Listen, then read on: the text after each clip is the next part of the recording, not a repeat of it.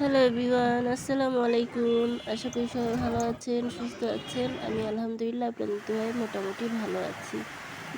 যারা যে প্রান্ত থেকে আমার আজকের এই ভিডিওটি দেখছেন, আশা করব পুরো ভিডিওটি দেখে গঠনমূলক একটা কমেন্ট করে দিয়ে যাবেন।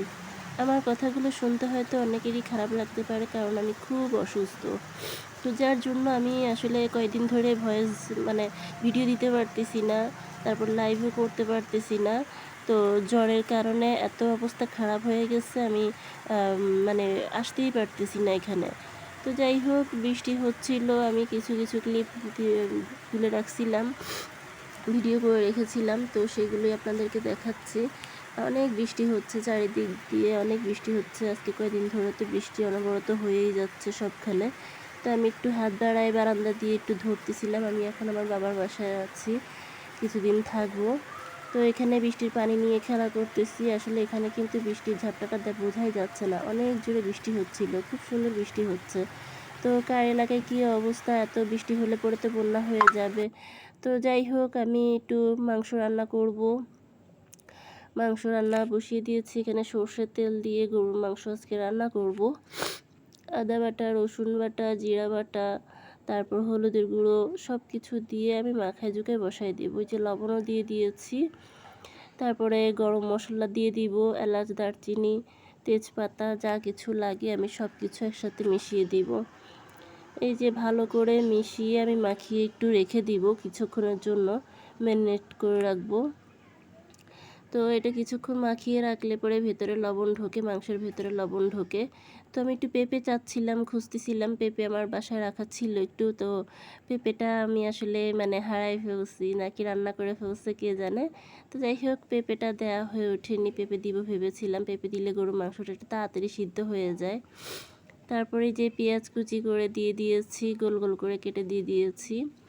এখন একটু পরে আমি এটাকে বসিয়ে দিব, একটু ভালো করে নাড়াচাড়া করে বসিয়ে দিব। আজকে বাইরে আমার অনেক কাজ আছে, তো আমি তাড়াহুড়ো করে বাসার কাজগুলো একটু সেরে নিচ্ছি। এদিকে মাও অসুস্থ। আমি আসলে রান্না করতে বেশি পছন্দ করি দেখে আমি রান্নাটা করি। তো এই যে এখানে আমাদের জন্য একটু মরিচের গুঁড়ো দিয়েছি, আর বাচ্চাদের জন্য আলাদা করে দিয়েছি। এখানে মরিচের গুঁড়োটা একটু বেশি করেই দিচ্ছি, কারণ একটু ঝাল ঝাল ভালো লাগবে খেতে গরুর মাংস। আর আলুর পরিমাণটা তো মাশাল্লাহ অনেক হয়ে গেছে। তো যাই হোক, বাসায় আসলে আলুর পরিমাণটা সবাই খেতে খুব পছন্দ করে, তো তার জন্য হচ্ছে গিয়ে এই আলুটা দেয়া। এই যে বাচ্চাদের জন্য এখানেও আমি বসিয়ে দিয়েছি। এখানে মাংসটা হচ্ছে, প্রায় হয়ে আসছে।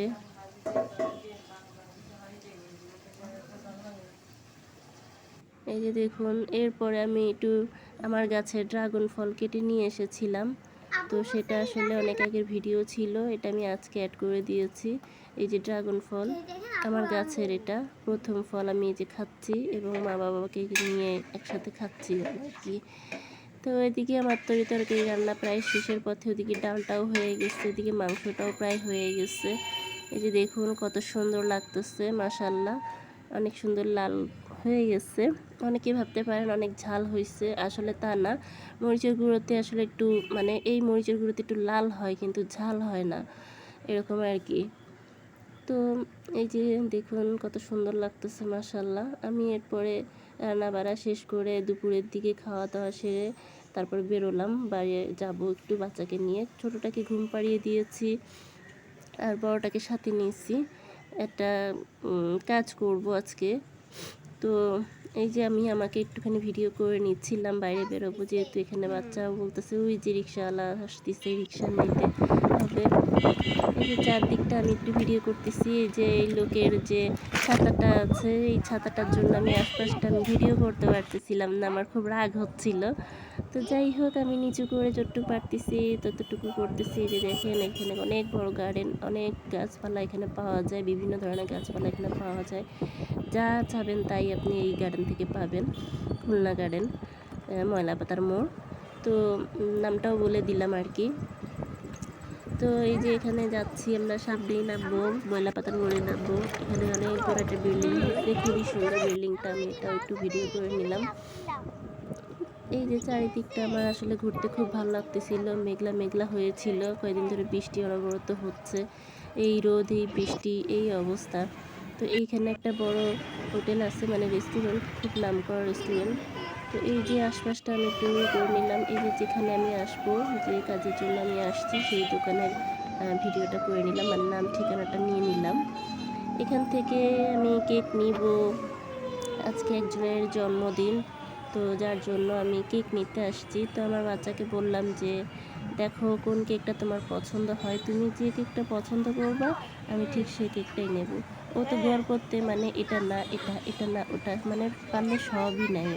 ও 5টা পছন্দ করছে কেক। আমার পক্ষে তো 5টা নেওয়া সম্ভব না। তো যাই হোক, আমি ওকে অনেক বুঝাই সুঝাই বললাম যে কোনো একটা নিতে হবে। তো এই দোকানে আসলে অনেক ধরনের নাস্তার আইটেম আছে। আমি এর আগেও এই দোকান থেকে অনেক নাস্তা টাস্তা নিয়ে গিয়েছি, খেয়েছি। অনেক ভালো, খুবই মানে উন্নত, টাটকা বলতে গেলে নাস্তাগুলো খুবই মজাদার। এই নাস্তাগুলো বিভিন্ন ধরনের নাস্তার আইটেম এখানে পাওয়া যায়। তারপরে এখানে যে কেকের আইটেম আছে, লাড্ডু আছে, বিভিন্ন ধরনের ছোটোখাটো লাড্ডু, তারপরে মতিচুর কেক, ছোট কেক, বড় কেক, তারপরে ক্রিম ছাড়া কেক, চকলেট আছে, বিস্কুট আছে, এখানে যে পেটিস আছে, বিস্কুট, চানাচুর। এই দোকানটাতে আপনি মানে আপনার প্রয়োজন মতন যা ইচ্ছা আপনি তাই পাবেন। এরপর কেক নিলাম, কিছু নাস্তাপাতি নিলাম, আর এই যে আমাদের এখানে ছোট মিনি 60 গম্বুজের রাখা আছে, সেটা একটু ভিডিও করে নিলাম। আসলে ভিডিও করতে পারতেছিলাম না, এত জ্যাম ছিল। আমি ওই মিনি 60 গম্বুজটা ভালো করে একটু মানে ভিডিও করতে পারিনি, আমার খুব খারাপ লাগছিল। তারপরে আমি বাসায় চলে আসছি, বাচ্চার হাতে ধরাই দিছি, এই যে কেকটা ধরো। তো এই যে ইয়াসিন, এটা হচ্ছে আমার ভাই।